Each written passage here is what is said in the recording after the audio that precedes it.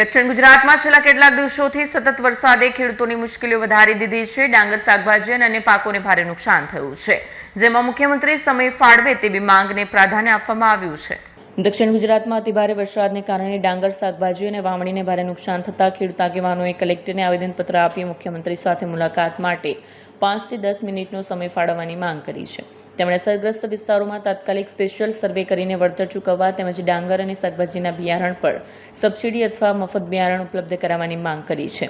ખેડૂતોના જણાવ્યા મુજબ સતત વરસાદથી ધરુવાડિયા કોવાઈ ગયા છે, શાકભાજીના પાકોને ભારે નુકસાન થયું છે અને ખેતરોમાં પાણી ભરાતા વાવણી રોપણીનું કામ પણ અટકી ગયું છે।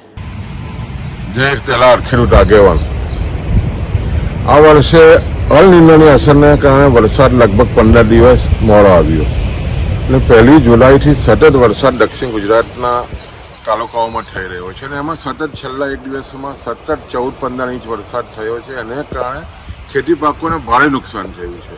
નદી કાંઠાની જમીનો ધોવાઈ છે, સાથે સાથે ખાસ મુખ્ય પાક ડાંગરનો ધરુવાળિયું કોવાયું છે, સાથે સાથે જે વાવણી કરેલા જે બિયારણો છે એ પણ ધોવાયા છે। એટલે કરોડો રૂપિયાનું નુકસાન ખેડૂતોને થઈ રહ્યું છે અને એના અનુસંધાનમાં આદરણીય મુખ્યમંત્રી સુરતની મુલાકાત આવી રહ્યા છે, ત્યારે ખેડૂતોની વેદના જાણવા માટે અમે કલેક્ટરશ્રીને પણ વિનંતી કરી છે કે ખેડૂત આગેવાનોને સમય આપવામાં આવે અને ખેડૂતોની જે વેદના છે એ અમે જાણવા માગીએ છીએ। સાથે સાથે સર્વે થાય અને તાત્કાલિક ખેડૂતોને જે નુકસાન થયું છે કરોડો રૂપિયાની એની રાહત મળે, એના અનુસંધાનમાં સમગ્ર દક્ષિણ ગુજરાતના ખેડૂતો પાયમાલ થયા છે। ત્યારે ખાસ કરીને સરકારશ્રી પાસે ખેડૂતો અપેક્ષા રાખી રહ્યા છે।